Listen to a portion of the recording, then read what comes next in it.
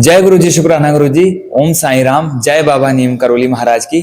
हम चाहे किसी भी गुरु से जुड़े हों, किसी कोई भी गुरुदेव हमें ये नहीं कहते हैं कि तुम मांस खाओ, शराब पियो, धूम्रपान करो, व्यभिचार करो। कोई भी ऐसा नहीं कहता है। अब हमारे साथ क्या होता है कि हम सब चीजें फॉलो करते हैं, लेकिन एक ना एक चीज रह जाती है, उसको फॉलो नहीं करते हैं। ऐसा क्यों होता है? क्योंकि हम कई कई बारी अपने से लड़ नहीं पाते हैं, कई बारी अपने आप से हारने लगते हैं, अपने मन को अपने से ज्यादा पावर देते हैं।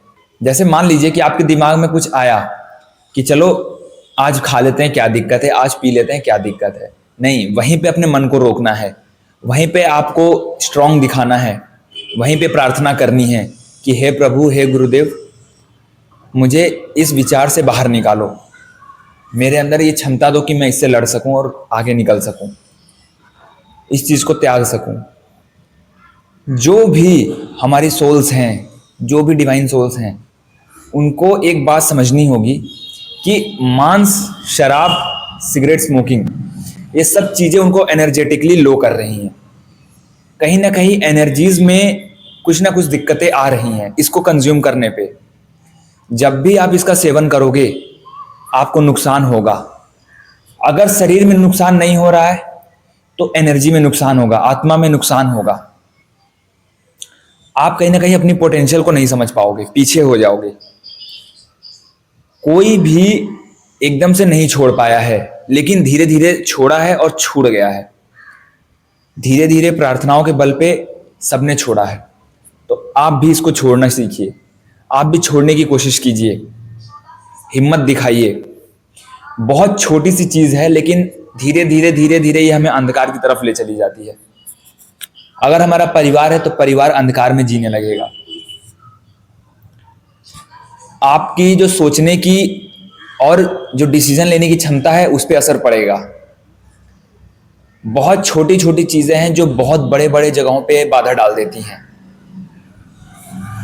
तो अगर बाबा से जुड़े हैं, गुरु जी से जुड़े हैं, तो प्रार्थनाओं के बल पे हमें निकलना है।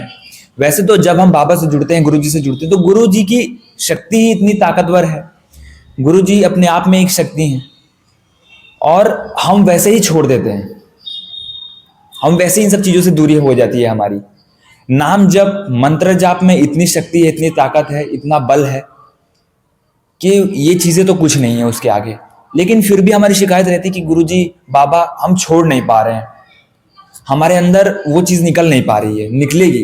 गुरुजी बहुत चीजों से निकालते हैं, लेकिन कुछ चीजें आपके तक रखते हैं ताकि आप उससे सीखो, ताकि आप उसमें अपनी जान लगाओ, अपने आप को थोड़ा प्रार्थनाओं से जोड़ो, गुरुजी के और करीब रहो। इसीलिए गुरुजी थोड़ा सा उस चीज को हटाते नहीं है, क्योंकि वो चाहते हैं कि आप अपनी शक्तियों से हटाओ, आप अपना बल लगाओ। वरना गुरुजी तो आपके साथ हैं ही, बाबा तो आपके साथ हैं ही, उनकी शक्ति तो काम कर ही रही है, उनका आशीर्वाद तो है। लेकिन आपके अगर साथ ऐसी चीज हो रही है तो आप मंत्र जाप बढ़ाओ, अपनी मंत्र जाप की वाइब्रेशन को अंदर फील करो, नाम जप की वाइब्रेशन को फील करो, ध्यान की वाइब्रेशन को अंदर फील करो। ध्यान के माध्यम से उस चीज पे जीत हासिल करो। जो 5 इंद्रियां हैं उनसे ऊपर अगर निकलते हैं तो हमारे जीवन में गुरुदेव का आना बहुत जरूरी है, हमारे जीवन में बाबा का जुड़ना बहुत जरूरी है। तो बाबा जब आते हैं तो हम उससे ऊपर ही निकलते हैं। हम कोई भी ऐसी आदत में नहीं फंसते हैं जहां से हमें अंधकार के रास्ते पे निकलना पड़े, जहां से हमारे जीवन में अंधेरा शुरू हो जाए। नहीं, क्योंकि बाबा का आना, गुरु जी का आना हमारे जीवन में मतलब अब रोशनी बढ़ने की तैयारी है। अब हम उन आदतों से मुक्त हो रहे हैं, अब हम उन बाधाओं से मुक्त हो रहे हैं। अब अपने जीवन को, अपने कर्मों को, जीवन को नहीं, अपने कर्मों को हम सुधार रहे हैं, अपने कर्मों को सही रास्ते पर लेकर जा रहे हैं। हम सही और गलत की पहचान कर रहे हैं। तो बाबा चाहे गुरु जी हमारे जीवन को सिर्फ एक तरीके से नहीं बदलते हैं कि बाबा से हमने जो मांगा मिल गया, बस बाबा बहुत अच्छे। नहीं, गुरु जी का मकसद ये है कि जो भी मेरा भक्त है, जो भी नाम जप कर रहा है, भगवान से जुड़ा है, उसको कैसे सही रास्ते की समझ होनी चाहिए और गलत रास्ते की समझ होनी चाहिए कि ये चीज गलत है। तो हर तरीके से समझाते हैं, हर तरीके से आपको एक्सपीरियंस करवाते हैं ताकि आप भटको ना, ताकि आप अपना सही मार्ग चुन सको। चाहे लाइफ की किसी भी फेज में हो आप, चाहे कुछ भी आपकी उम्र हो, क्योंकि हर एक जो इंडिविजुअल है इस अर्थ पे, जो भी इस धरती पे कोई भी एक इंसान है, उसके अपने अपने कर्म हैं। वो हर दिन उठता है, अपने दिमाग से लड़ता है, अपने अंदर की सोच से लड़ता है, अपने अंदर बहुत सारी चीजों को सोचता है, चीजों को करता है, तो उसके अपने अपने कर्म हैं। कोई किसी का कर्म नहीं काट सकता और किसी दूसरे के कर्म की सजा किसी और को नहीं मिलेगी। अगर आपने कुछ कर्म बुरे किए हैं तो आपको ही सजा मिलेगी, आपके साथ वो चीज घूम के आनी है। कोई भी ऐसा नहीं है कि अगर मैंने कुछ बुरा कर्म किया है तो मेरे भाई के साथ क्यों गलत होगा, गलत होगा तो मेरे साथ होगा। अगर मैंने कुछ बुरा किया है तो मेरे दोस्त के साथ क्यों होगा गलत, गलत होगा तो मेरे साथ होगा।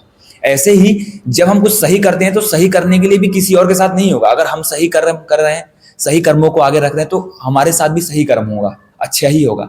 क्योंकि जैसा हम देते हैं, जैसा हम सोचते हैं, उस तरीके का जीवन हमारे पास घूम के आता है।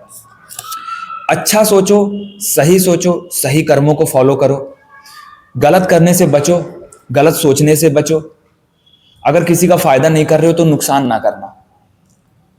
क्योंकि जो गुरु जी की टीचिंग्स हैं, जो साईं बाबा की टीचिंग्स हैं, जो बाबा नीम करोली जी महाराज की ब्लेसिंग्स हैं, इन सब का एक ही मकसद था कि अपने कर्मों को सुधारते हुए आगे बढ़ना, चाहे जीवन में कोई भी दिक्कतें आए। क्योंकि आपके जो समय है वो आपका बदल जाएगा, लेकिन जो आप कर्म कर लोगे वो नहीं बदलेगा। फिर उसको आपको भोगना पड़ेगा, फिर उन कर्मों को आपको डील करना पड़ेगा।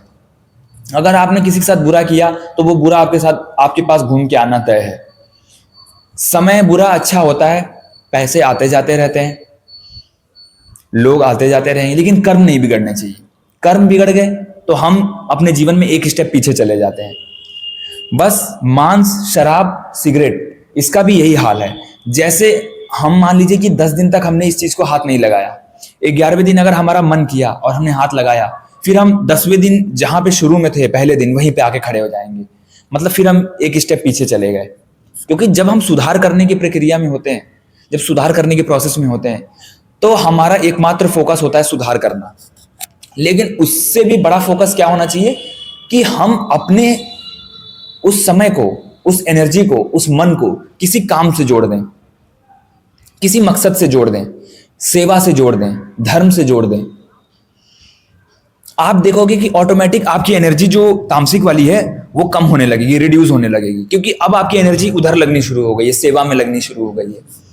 तो जहां सेवा होगा, जहां सेवा की भावना होगी, जहां कुछ अपने लिए डेवलप करने की भावना होगी, जहां कुछ नया करने की भावना होगी, जहां कुछ मकसद होगा, वहां पे ये आदतें बहुत पीछे हो जाती हैं।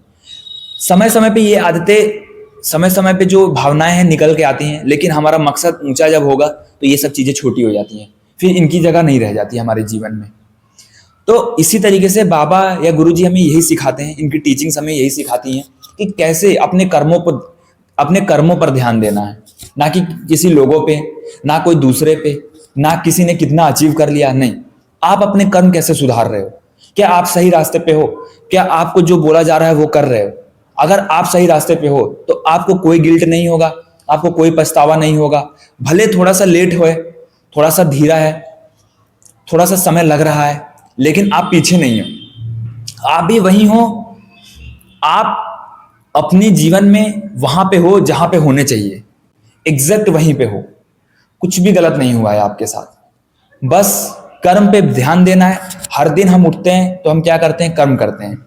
नाम जप करते रहना है, भक्ति करते रहनी है, मंत्रों की चैंटिंग करनी है। ये चीजें हमारे जीवन से नहीं छूटनी चाहिए, क्योंकि जैसे जैसे तामसिकता का बल बढ़ेगा, वैसे वैसे नाम जप वाली जो बुद्धि है वो हमारी कम होती जाएगी।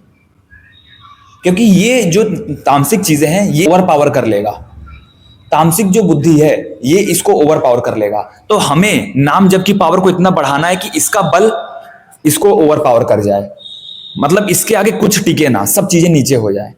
जय श्री राम, जय बाबा नीम करोली महाराज की, जय गुरु जी, शुक्राना गुरु जी। ओम साईं राम।